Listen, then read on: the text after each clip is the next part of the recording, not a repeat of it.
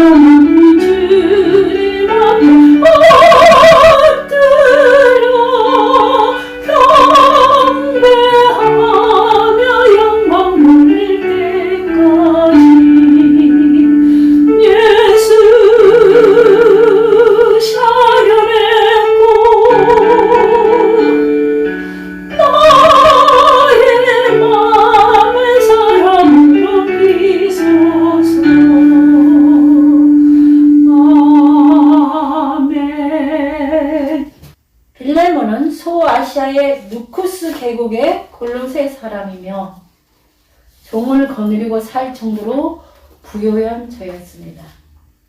빌레몬은 사도 바울의 3차 전도 여행 시에 에베소의 브라노 서원에서 전하는 복음을 듣고 예수님을 믿게 되었습니다.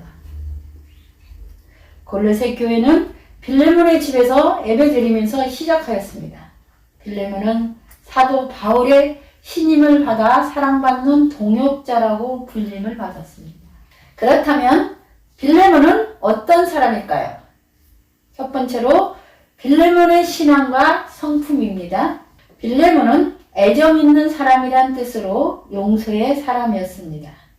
사도 바울은 로마 옥중에서 전도된 빌레몬의 노예였던 오네시모를 빌레몬에게 돌려보내면서 편지를 보냈습니다.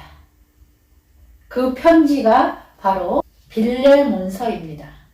내가 옥중에서 낳은 아들 오네시모를 용서하라고 부탁했습니다. 사도 바울은 자기가 전도해서 제자된 빌레몬에게 명령할 수도 있지만 사랑을 인하여 강구한다고 하면서 호소를 했습니다. 사도 바울은 빌레몬서 1장 10절에서 갇힌 중에 낳은 아들 오네시모를 위해 내게 간구하노라고 하였습니다. 당시의 상황으로 볼 때 도망자 노예는 사형에 처하게 되어 있는데도 사도 바울은 빌레몬이 억지로가 아닌 자의로 하기를 바랐습니다. 당시 로마 제국은 전쟁으로 방대한 판도를 지배했는데 전쟁에서 지면 대부분 노예들이 끌려왔습니다. 그래서 로마 제국 내에 노예의 총수는 6천만 명이나 되었어요. 대한민국이 지금 5천만이죠? 그럼 얼마나 많은 노예들이 있다는 것을 생각할 수 있습니다. 이는 자유민의 4배가 해당되는 것이었어요. 그러면 그때 그 자유민은 1,500만 명이 있었는데 노예는 6천만 명이나 있었다는 것이죠. 로마시에만 노마의 수가 65만 명이나 되었습니다. 어떤 부자는 죽었을 때 유산으로 4,116명의 노예를 남겼다고 했습니다. 당시 노예는 살아있는 상품이었어요. 그리고 그들의 그 인격은 인정받지 못했습니다. 플라톤이나 아리스토텔레스 같은 철학자도 노예는 열등 인종으로 논하였어요. 세네카는 노예는 원수시하라고 또한 가르쳤어요. 노예가 도망치면 무조건 죽여버리는 때에 사도 바울은 오네시모를 용서하고 형제처럼 대하라는 것이었습니다. 이것은 당시 있을 수 없는 부탁입니다.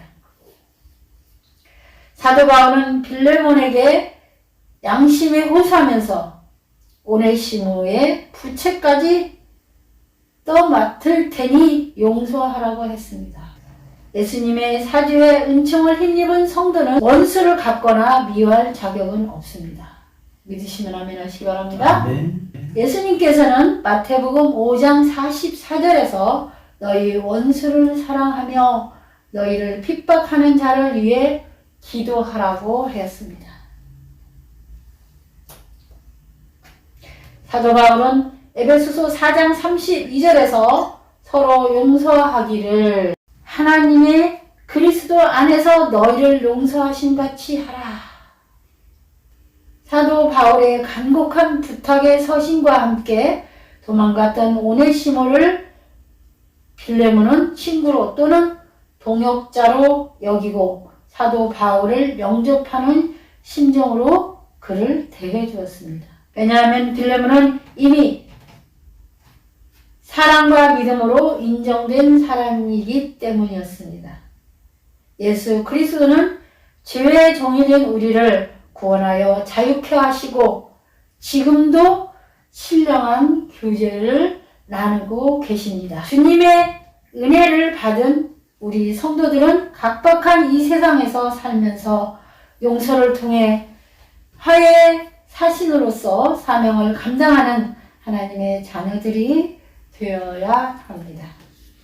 고린도후서 5장 18절은 그리스도께서 우리에게 화목하게 하는 직책을 주셨다고 했습니다. 빌레몬은 두 번째로 어떤 사람이었느냐? 사도 바울의 신임을 받은 사람입니다. 성도는 모든 사람에게 우선 인정받는 사람으로 어디서든지 없어서는 안 될 중요한 사람이 되어야 합니다.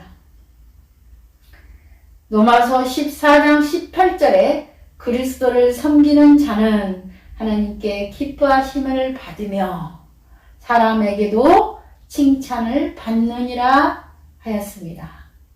이렇게 그리스도를 잘 섬기고 하나님께 기뻐하심을 받으며 사람에게 칭찬받는 저와 여러분이 되시기를 주님의 이름으로 축원합니다. 아멘. 신실한 그리스도인은 하나님께는 물론 사람에게도 칭찬받는 위치에 있어야 합니다. 빌레몬이 사도 바울에게 동역자라고 불림을 받은 것은 당시 사도 바울에게 있어서 많은 도움을 준 필요한 인물임을 말해줍니다.